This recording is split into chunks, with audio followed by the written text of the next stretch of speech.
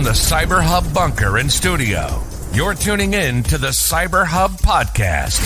And now for your host and CISO, James Azar. Well, good morning, everyone. Welcome Tuesday, October 4th, 2022 for this morning's CyberHub Podcast and our show with the latest cybersecurity news and our practitioner brief. So we're going to get right into this morning's show. But a quick announcement. One, if you haven't subscribed to the show yet, please make sure to do so right now. If you're listening on your favorite podcast listening platform, subscribe, give us a 5-star rating, helps boost us up in the rating. Go to our YouTube channel at CyberHub Podcast. You can find all of the latest content. 4.5 years worth of content, folks. 4.5 years. So there's something there for everyone across the spectrum for your cybersecurity and privacy listening apparatus, whatever you choose to tune into and kind of get the latest on. So with that being said, make sure to subscribe. Number 2, tomorrow we won't have a show. It's Yom Kippur, Jewish Day of Atonement. I'll be fasting as of tonight till very late tomorrow. We'll be back on Thursday. And joining me is my very good friend, the CISO over at SMU and the author of the new book, Project Zero Trust, George Finney, will be joining me for the show on Thursday. So it's a very, very special show. Make sure to tune in. Tell your friends all about it.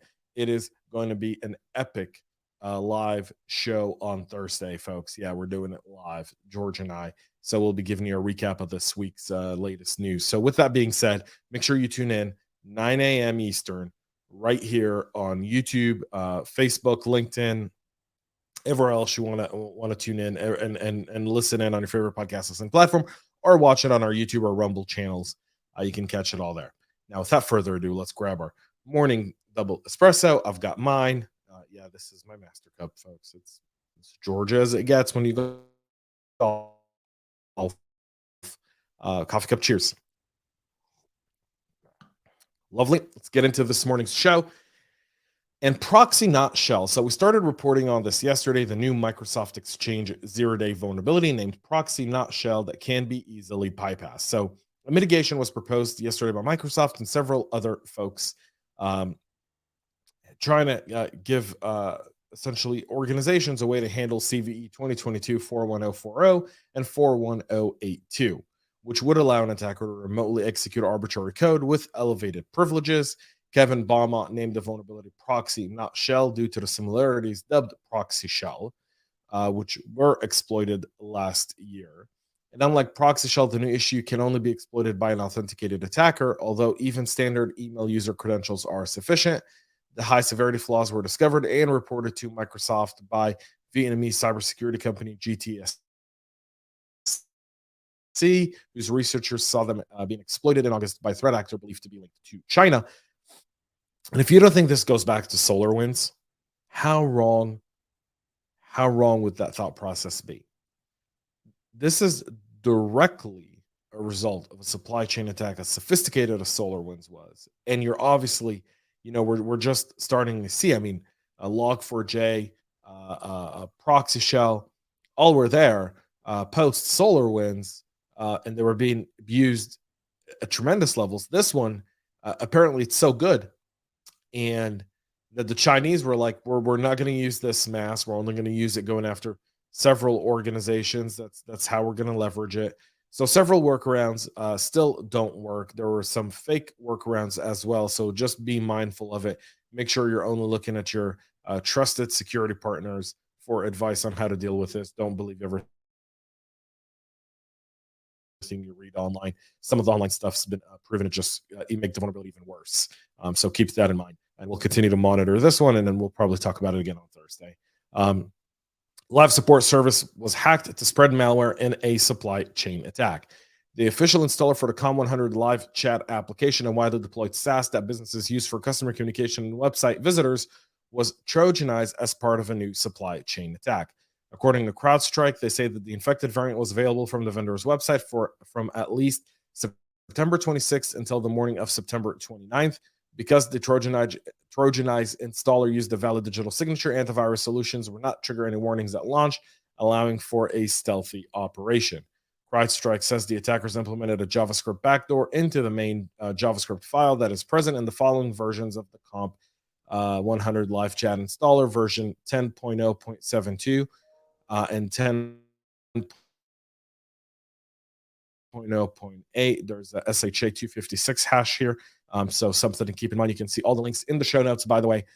If you're watching on LinkedIn, you'll see it. I believe it's the second link in the story link there. You can see all the SHA and so forth.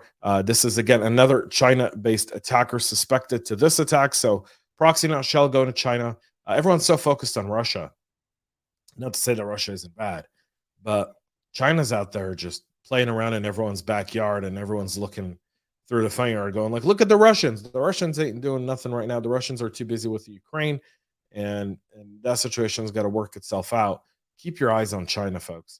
Also, the C2 domains are hosted on Alibaba infrastructure. There's Chinese comments in the payload. So a whole slew of reasons pointing to China on this one. Optus says ID numbers of 2.1 million people were compromised in the data breach. So last week we talked about the Australian telecommunication company Optus that had fallen victim to a cyber attack. We obviously spoke about their cybersecurity minister there going out and speaking out of their back end, unfortunately, without really paying attention to the fact that, if you want to build a private-public relationship, you don't bash the victim of the crime. You actually want to help identify how this happened, irregardless to whether or not they were negligent. You let the regulators and other entities deal with that, and you remain kind of very crystal focused on how do we improve cybersecurity across the org and how to create a better private-public relationship. Either way, Optus now says 2.1 million of its customers had their numbers associated with their identification documents compromised as a result of the latest breach. The incident appears to have impacted the data of all of the 9.8 million customers in the Australian island. Australia has about 25 million people. So if you imagine, this is about a third, a little over a third of their population. The wireless carrier says that only the records of 1.2 million customers included valid personal ID. An additional 900,000 customers had their data compromised, including numbers associated with expired IDs. They've also noted that Optus has reached out to all customers who had valid ID exposed to them.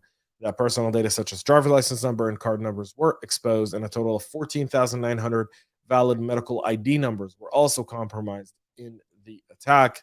And so you can see that Australia is already, the legislature is already hinting at tougher data protection legislation in Australia. The question is, if you do that, do you make it so that smaller businesses can't compete because of the stringent laws around data protection? So do you wipe out all the small businesses, which are really the backbone of most modern economies, for the sake of data protection, leaving only the big guys being able to handle the bureaucracy?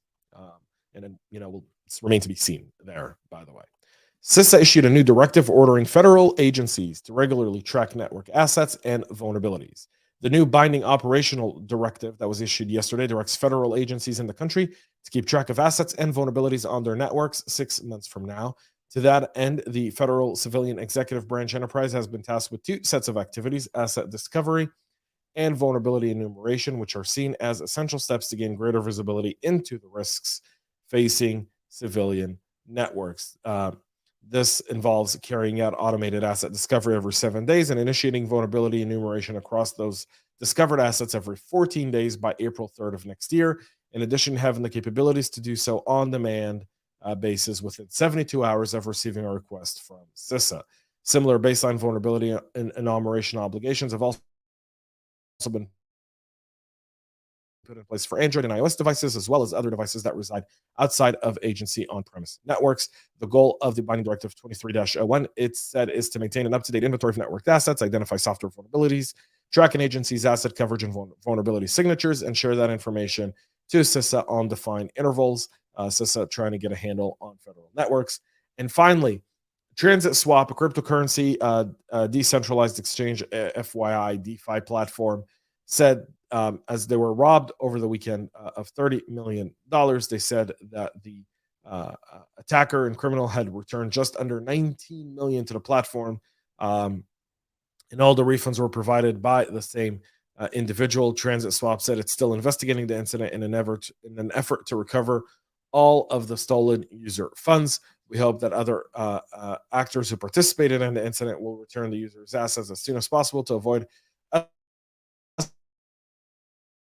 escalation of the situation. This according to Transit Swap. The company warned of fraudsters who may use the incident to steal more data or private keys to crypto wallet. So they were able to negotiate here. Getting something back is better than nothing at all. Folks, that's it for our show today. Again, Thursday, George Finney will be joining me to talk a little bit about his new book, Project Zero Trust, and the latest news that are going on. So tune in for that. Don't miss it. Till then, have a great rest of your day.